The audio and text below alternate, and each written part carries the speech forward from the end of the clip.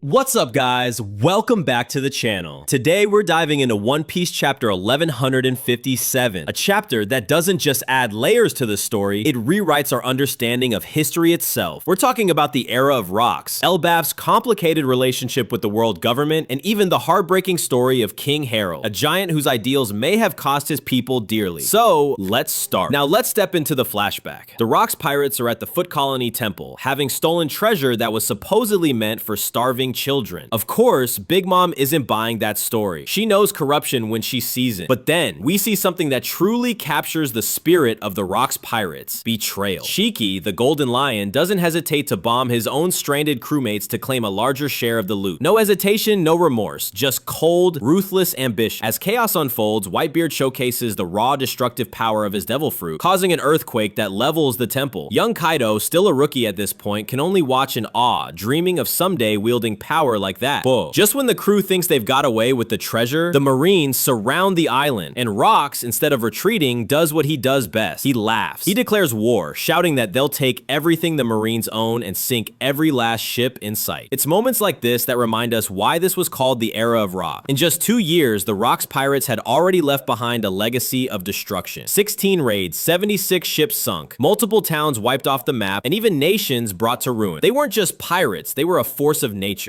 Now here's where the chapter takes a sharp turn. On Inishi Island, the world government faces off with none other than King Herald of Elbaf. The world government coldly tells him that any nation not affiliated with them is considered lawless and therefore has no rights. They demand Herald stand down, but Herald refuses. These humans once saved Elbaf during a famine, and to him, they are eternal friends. He won't abandon them, no matter what. This scene alone is powerful. It shows that giants, despite their reputation for violence, can embody loyalty and honor at the highest level.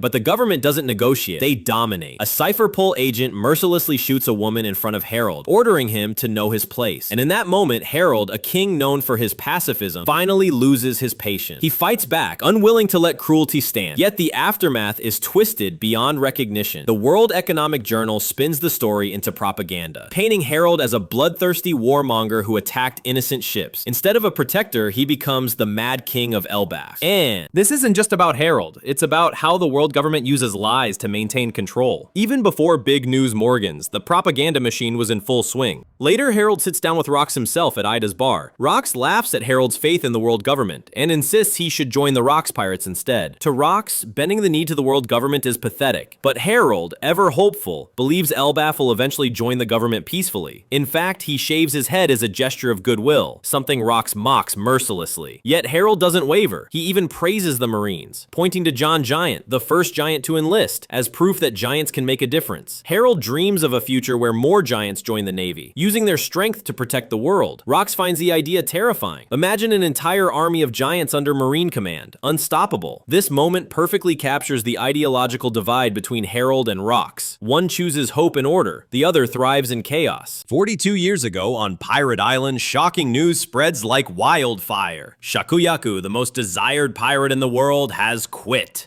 She's stepping down as captain of the Kuja Pirates. The reaction is insane. Pirates everywhere drop to their knees in despair. Some even admit that the only reason they became pirates in the first place was the dream of crossing paths with Shakky. Imagine your entire career being inspired by someone only for them to suddenly disappear. It's devastating. But Shakky doesn't vanish into obscurity. Instead, she relocates to Hachinosu, the infamous pirate island, and does something no one expects. She opens her own bar. At first, pirates panic when the Rocks pirates return, fearing Shakky will be punished for stealing attention. But instead, when she steps out of her bar, smiling and offering Rocks and his crew a drink, even the most dangerous pirates in the world are enchanted. She instantly becomes the island's crown jewel, the treasure no one dares to touch. Her presence alone reshapes the atmosphere of the island. Oda makes it clear, Shakky wasn't just beautiful, she had an aura strong enough to control even monsters like Rocks' crew. But then, Oda drops the real bombshell. The Five Elders send a message to King Herald. If Elbaf truly wants to join the world government, they must prove their loyalty, and the condition is brutal. The warriors of Elbaf must kill Rocks D. Zebek. This isn't just a demand, it's a trap. The elders know Herald considers Rocks a friend. Forcing him to choose between his honor and his nation's future is the cruelest test imaginable. Will Herald betray Rocks to secure Elbaf's place in the world, or will he stay loyal, knowing it will doom his people's dream of recognition? This choice is a turning point, not just for Elbaf, but for the entire balance of power in One Piece.